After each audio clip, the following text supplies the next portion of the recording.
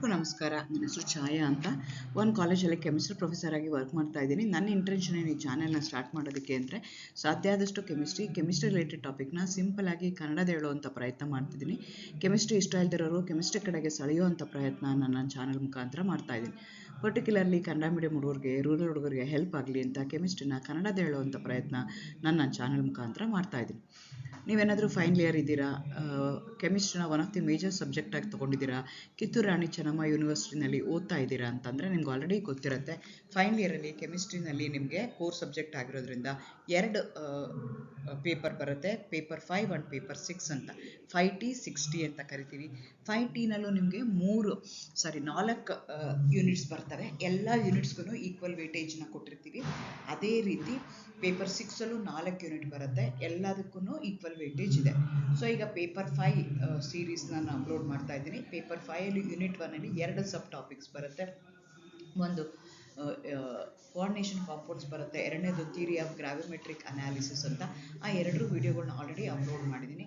Unit 2ನಲ್ಲಿ 3 sub topics ಬರುತ್ತೆ, heterocyclic compounds, alkaloids and green chemistry. So ಈಗ ನಾನು ಹೆಟ್ರೋಸೈಕ್ಲಿಕ್ ಕಾಂಪೌಂಡ್ಸ್ದು ವಿಡಿಯೋ ಸೀರೀಸ್ನ ಸ್ಟಾರ್ಟ್ ಮಾಡಿದ್ದೀನಿ. ಆ ಸೀರೀಸಲ್ಲಿ ನಾನು ಇವತ್ತು ಅಪ್ಲೋಡ್ ಮಾಡ್ತಾ ಇರೋವಂಥದ್ದು 9ನೇ ವಿಡಿಯೋ. ಇವತ್ತಿನ ವಿಡಿಯೋದಲ್ಲಿ ನಾನು nucleophilic substitution reactions of pyridine. So ಇದ್ರ ಹಿಂದಿನ ರಿಯಾಕ್ಷನ್ಸಲ್ಲಿ ನಾನು ಏನು ಮಾಡಿದ್ದೀನಿ, reactions of 5 and 6 membered ring ಹೇಳಿದಾಗ generally since they are aromatic in nature, since they are going to follow the Haeckel's rule and they are aromatic in nature, all the aromatic compounds generally they undergo electrophilic substitution reaction. But in pyridine, even though it is aromatic in nature, it also, along with the electrophilic substitution reaction, it also undergoes nucleophilic substitution reaction. So why it, even though it is an aromatic in nature, even though it undergoes both electrophilic and nucleophilic substitution reaction, what is the reason? So that I am going to explain in detail in this video, taking chichibibine as a reaction as an example. So ಪಿರಿಡೀನಲ್ಲಿ ಏನಾಗ್ತಿದೆ, nitrogen ಇದೆ. ಆ nitrogen ಮೇಲಿರುವಂಥ lone pair of electrons is not involved in resonance.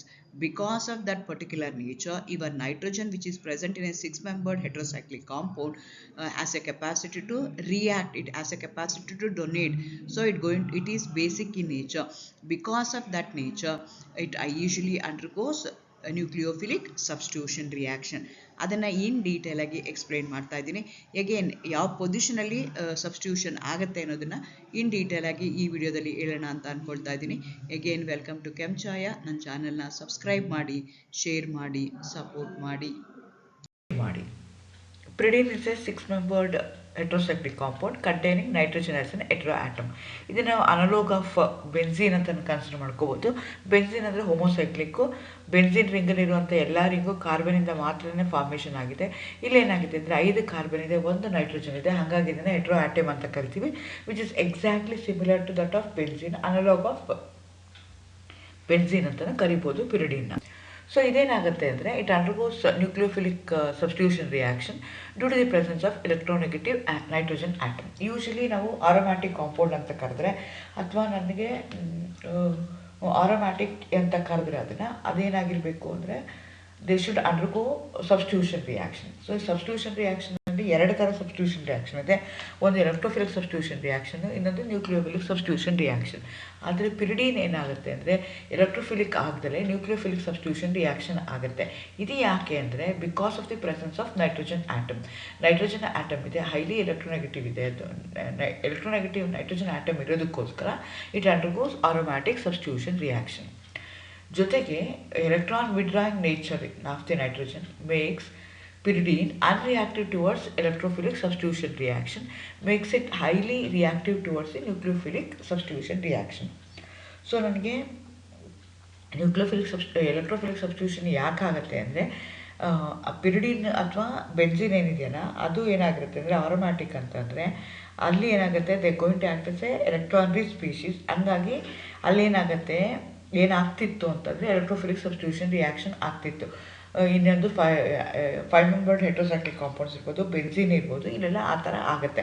ಆದರೆ ಪಿರಿಡೀನ್ ಏನಾಗುತ್ತೆ ಅಂದರೆ even though it is an aromatic compound, it do not undergo electrophilic substitution reaction, but it undergoes nucleophilic substitution reaction because of the presence of nitrogen atom, highly electronegative, and also it has an electron withdrawing nature. ಅದಕ್ಕೋಸ್ಕರ ಅದೇನಾಗುತ್ತೆ ಅಂದರೆ electrophilic substitution reaction ಆಗದಲ್ಲೇ nucleophilic substitution reaction ಆಗುತ್ತೆ. Okay, nucleophilic substitution reaction ಆಗುತ್ತೆ ಅಂದರೆ ಯಾವ್ಯಾವ ಪೊಸಿಷನಲ್ಲಿ ಆಗ್ಬೋದು? ಸೊ ನನ್ನ ಸ್ಟ್ರಕ್ಚರ್ನ ನೋಡಿದ್ರೆ either I am going to number the atoms, ring atoms, either in a clockwise direction or in the anti-clockwise direction, starting from the hetero atom. hetero atom ಇಂದ start ಮಾಡಿಕೊಂಡು ಕ್ಲಾಕ್ವೈಸ್ ಅಥವಾ ಆ್ಯಂಟಿ ಕ್ಲಾಕ್ವೈಸ್ನ ನಂಬರ್ ಮಾಡಿದ್ರೆ nitrogen 1 ಆಯಿತು ಅಂತಂದರೆ ಈ ಕಡೆ ನಾನು ತೊಗೊಳ್ಳಿ ಆ ಕಡೆ ನಾನು ತೊಗೊಳ್ಳಿ, ನಾನು ಕ್ಲಾಕ್ವೈಸ್ ಆ್ಯಂಟಿ ಕ್ಲಾಕ್ವೈಸ್ ನನಗೆ 3 ಪೊಸಿಷನಲ್ಲಿ ಅಟ್ಯಾಕ್ ಆಗುವಂಥ ಚಾನ್ಸಸ್ ಇದೆ. ಪೊಸಿಷನ್ 2ನಲ್ಲಿ ಆಗ್ಬೋದು, ಪೊಸಿಷನ್ 3ನಲ್ಲಿ ಆಗ್ಬೋದು, ಅಥವಾ ಪೊಸಿಷನ್ 4ಅಲ್ಲಿ ಆಗ್ಬೋದು. ಸೊ ಪೊಸಿಷನ್ 2ನಲ್ಲಿ ಅಟ್ಯಾಕ್ ಆದರೆ ಏನಾಗುತ್ತೆ ಅಂತ ಇಟ್ಕೊಳ್ಳೋಣ. ಸೊ ಅದನ್ನು ಅಟ್ಯಾಕ್ ಆಗೋದನ್ನ ನ್ಯೂಕ್ಲಿಯೋಫೈಲ್ನ ವೈ ಅಂತ ಕನ್ಸಿಡರ್ ಮಾಡ್ತಾ ಇದ್ವಿ. ವೈ ಅಟ್ಯಾಕ್ ಆಯಿತು ಅಂತಂದರೆ ನನಗೆ 3 ರೆಸೊನೇಟಿಂಗ್ ಸ್ಟ್ರಕ್ಚರ್ ಬರುತ್ತೆ. ಅಗೇನ್ ಪೊಸಿಷನ್ 3ಗೆ ಅಟ್ಯಾಕ್ ಆದ್ರೂ 3 ರೆಸೊನೇಟಿಂಗ್ ಸ್ಟ್ರಕ್ಚರ್ ಬರುತ್ತೆ. ಪೊಸಿಷನ್ 4ಗೆ ಅಟ್ಯಾಕ್ ಆದ್ರೂ ನನಗೆ 3 ರೆಸೊನೇಟಿಂಗ್ ಸ್ಟ್ರಕ್ಚರ್ ಬರುತ್ತೆ. Higher the number of the resonating structure, higher the stability ಅಂತ ಹೇಳ್ತೀವಿ.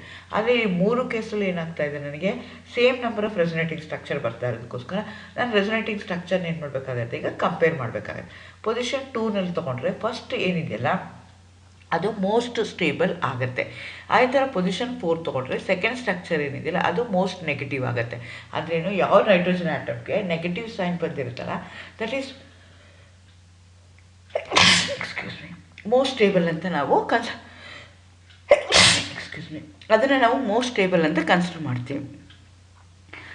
ಹಂಗಾಗಿ ಏನಾಗುತ್ತೆ ಅಂದರೆ ಅಟ್ಯಾಕ್ ಆಗುವಂಥದ್ದು ಪೊಸಿಷನ್ ನಂಬರ್ 2ನಲ್ಲಿ ಅಥವಾ ಪೊಸಿಷನ್ 4ಅಲ್ಲಿ more favourable compare to that of position number 3 ಅಂತ ಹೇಳ್ತೀವಿ. The nucleophilic substitution reaction result in the formation of a carbon ion which is a resonance stabilized. The negative charge atom makes the hybrid extra stable as the nitrogen atom can better accommodate the negative charge. So negative charge better accommodate ಮಾಡುತ್ತೆ compare to that of carbon. ಹಂಗಾಗಿ ಎಲ್ಲಿ negative charge ಇದೆಯಲ್ಲ nitrogen ಮೇಲೆ that is more favourable hybrid resonating structure ಅಂತ ನಾವು ಹೇಳ್ತೀವಿ. ಹಂಗಾಗಿ position 2 ಮತ್ತು ಪೊಸಿಷನ್ 4ಅಲ್ಲಿ ಫೇವರಬಲ್ ಪೊಸಿಷನ್ ಇರೋದಕ್ಕೋಸ್ಕರ either it can attack at position 2 or at position 4, not at position 3. Position 3ನಲ್ಲಿ ಆಗೋದಿಲ್ಲ, ಸ್ಟೇಬಲ್ ಆಗೋದಿಲ್ಲ ಕಂಪ್ಯಾರಿಟಿವ್ಲಿ. ಸೊ ಅದು ಆಗುತ್ತೆ. ಸೊ ನೆಕ್ಸ್ಟ್ ಏನಾಗುತ್ತೆ, ನಾನು ವೈ ಅಟ್ಯಾಕ್ ಮಾಡ್ತೀನಿ ಸೆಕೆಂಡ್ ಪೊಸಿಷನಲ್ಲಿ. ಸೆಕೆಂಡ್ ಪೊಸಿಷನಲ್ಲಿ ಅಟ್ಯಾಕ್ ಮಾಡಿದ್ಮೇಲೆ ಏನಾಗುತ್ತೆ ಅಂತಂದರೆ ನೆಗೆಟಿವ್ ಚಾರ್ಜ್ ಅಂದರೆ ನೈಟ್ರೋಜನ್ ಇರೋದು ಮೋಸ್ಟ್ ಸ್ಟೇಬಲ್ ಆಗಿರುತ್ತೆ. ನೆಕ್ಸ್ಟ್ ಏನಾಗುತ್ತೆ, ನಮ್ಮದು ಲೀವಿಂಗ್ ಗ್ರೂಪ್ ಏನಿದೆಯಲ್ಲ ಝೆಡ್ ಏನಿದೆಯಲ್ಲ that we are going to consider a leaving group that easily removes, ಫಾಸ್ಟಾಗಿ ಆಗಿಬಿಡುತ್ತೆ. First step is the slow step, second step is the fast step. So ಇದಕ್ಕೊಂದು example ಕೊಡಿ ಅಂತಂದರೆ ಚಿಚಿಬಬೀನ್ ರಿಯಾಕ್ಷನ್ನ ತೊಗೋಬೋದು. ಇಲ್ಲಿ ಪಿರಿಡಿನ್ ಫಾರ್ಮ್ಸ್ 2 ಅಮೈನೋ ಪಿರಿಡಿನ್ ವಿತ್ ಸೋಡಾಮೈಡ್. ನಾನು ಸೋಡಾಮೈಡ್ ತೊಗೊಳ್ತೀನಿ, ಹೀಟ್ ಮಾಡ್ತೀನಿ, ಆವಾಗ ಏನಾಗುತ್ತೆ ನನಗೆ H is replaced by NH2 group where NH2 is a nucleophile. It attacks at position 2. ಆವಾಗ ಏನಾಗುತ್ತೆ ನನಗೆ 2 ನೈಟ್ರೋಬೆನ್ಸಿನ್ನ ಬರುತ್ತೆ. ಈ ರಿಯಾಕ್ಷನ್ನ generally we are going to do in presence of a liquid ammonia at 100 degree centigrade. ಯಾಕೆ ಅಂತಂದರೆ ಪಿರಿಡಿನ್ ಏನು ಮಾಡುತ್ತೆ, ಸೋಡಾಮೈಡ್ ಜೊತೆಗೆ ರಿಯಾಕ್ಟ್ ಆದಾಗ ಕಾರ್ಬನ್ 2ಗೆ ಅಟ್ಯಾಕ್ ಆಗುತ್ತೆ. ಅಟ್ಯಾಕ್ ಆಗಿ ನನಗೆ 2 ಅಮೈನೋ ಪಿರಿಡಿನ್ ಬರುತ್ತೆ. Along with that I am going to get a sodium hydride. ಆ ಸೋಡಿಯಂ ಹೈಡ್ರೈಡ್ನ ನಾನು ರಿಮೂವ್ ಮಾಡಬೇಕು ಅಂತಂದರೆ ಲಿಕ್ವಿಡ್ ಅಮೋನಿಯಾ ಜೊತೆ ಟ್ರೀಟ್ ಮಾಡ್ತೀನಿ. Again I may get back my ಸೋಡಾಮೈಡ್. So ನಾನು ಯಾವುದು ಸ್ಟಾರ್ಟಿಂಗ್ ಮೆಟೀರಿಯಲ್ ಯೂಸ್ ಮಾಡಿದ್ದೀನಿ ಆ ಸೋಡಾಮೈಡ್ ಆಗಿ ಏನಾಗುತ್ತೆ ಅದು ಹೊರಗಡೆ ಬರುತ್ತೆ. ಹಂಗಾಗಿ this is a favorable condition, therefore I am going to do the Chichibabin reaction at 100 degree centigrade using liquid ammonia. Thank you. ಈ ರೀತಿಯಾಗಿ ಈ ವಿಡಿಯೋದಲ್ಲಿ ನಾನು ಹೇಗೆ 6-membered ring which is aromatic in nature, which is heterocyclic, containing nitrogen, even though it pyridine, why it undergoes both electrophilic and nucleophilic substitution reaction. ಇಂದಿನ ವಿಡಿಯೋದಲ್ಲಿ why it undergoes electrophilic substitution reaction ಅಂತ ಹೇಳಿದ್ದೀನಿ. ಈ ವಿಡಿಯೋದಲ್ಲಿ how it undergoes nucleophilic substitution taking chichibabine as a reaction as an example explain ಮಾಡಿದ್ದೀನಿ. Because of the lone pair of electron present on the nitrogen which is a part of the heterocyclic ring do not involve in the resonance. Those two lone pair of electron have a capacity to undergo a nucleophilic substitution reaction. ಅದನ್ನು ಈ ವಿಡಿಯೋದಲ್ಲಿ in detail ಆಗಿ ನಾನು explain ಮಾಡಿದ್ದೀನಿ. ನಿಮ್ಗೆ ಯಾವುದೇ ರೀತಿಯಾದಂಥ doubt ಇತ್ತು ಅಂತಂದರೆ ನೀವು ಕ್ವಶನಲ್ಲಿ ಕಾಮೆಂಟ್ ಮಾಡಿ ಕೇಳ್ಬೋದು. ಸೊ ಸಾಧ್ಯ ಆದಷ್ಟು ನೀವೇನು ಮಾಡಿ, ಸಬ್ಸ್ಕ್ರೈಬ್ ಮಾಡಿ, ಶೇರ್ ಮಾಡಿ, ನಾನು ಮುಂಚೆನೇ ಹಿಂದಿನ ವೀಡಿಯೋಗಳಲ್ಲಿ ಹೇಳ್ದಂಗೆ ನನಗೆ ಈ ವಿಡಿಯೋಸ್ ಮಾಡೋದ್ರಿಂದ ಅಂಥ ದುಡ್ಡೇನು ಬರೋದಿಲ್ಲ. ನಾನು ಏನು ಒಂದು ಇಂಟೆನ್ಷನ್ ಏನು ಅಂದರೆ ರೂರಲ್ ಹುಡುಗರಿಗೆ, ಕನ್ನಡ ಮೀಡಿಯಂ ಹುಡುಗರಿಗೆ, ಕೆಮಿಸ್ಟ್ರಿ ಕಷ್ಟ ಅನ್ನೋರಿಗೆ ಈಸಿ ಆಗಲಿ ಅಂತ ನಾನು ವಿತ್ ದಟ್ ಇಂಟೆನ್ಷನ್ ಮಾಡ್ತಾ ಇರೋವಂಥದ್ದು. ಸೊ ನೀವು ಯಾರು ಜನ ನೋಡಲಿಲ್ಲ ಅಂತಂದರೆ ನನಗೆ ಮೋಟಿವೇಶನ್ ಅನಿಸಲ್ಲ, ಇನ್ಸ್ಪಿರೇಷನ್ ಬರಲ್ಲ. 5 ಜನ ನೋಡೋದಕ್ಕೆ ನಾನು ಇಷ್ಟೆಲ್ಲ ಕಷ್ಟಪಡಬೇಕಾ ಅಂತ ನನಗೆ ಅನ್ಸೋಕ್ಕೆ ಶುರು ಆಗುತ್ತೆ. ಸೊ ನೋಟ್ಸ್ ಮಾಡಬೇಕು, ಟೈಪ್ ಮಾಡಬೇಕು, ಅದಾದಮೇಲೆ PPT ಮಾಡಬೇಕು, ಅದಾದಮೇಲೆ ವಿಡಿಯೋ ಮಾಡಬೇಕು, ಅದಾದಮೇಲೆ ಎಡಿಟ್ ಮಾಡಬೇಕು, ಆಮೇಲೆ ಅಪ್ಲೋಡ್ ಮಾಡಬೇಕು. ಇಷ್ಟೆಲ್ಲ ಮಾಡಬೇಕು ಅಂತಂದರೆ ಒಂದು ವಿಡಿಯೋ ನಾನು ಅಪ್ಲೋಡ್ ಮಾಡಬೇಕು ಅಂತಂದರೆ ಒಂದು ದಿನ ಎಲ್ಲನೂ ಅಥವಾ 7-8 ಗಂಟೆ ನಾನು ಅದ್ರ ಮೇಲೆ ಸ್ಪೆಂಡ್ ಮಾಡಬೇಕಾಗಿರುತ್ತೆ. ಹಂಗಾಗಿ ನೀವು ಸಬ್ಸ್ಕ್ರೈಬ್ ಮಾಡಿ, ಹೆಲ್ಪ್ ಮಾಡಿ ಅಂತ ಅಂದ್ಕೊಳ್ತೀನಿ. Again thank you.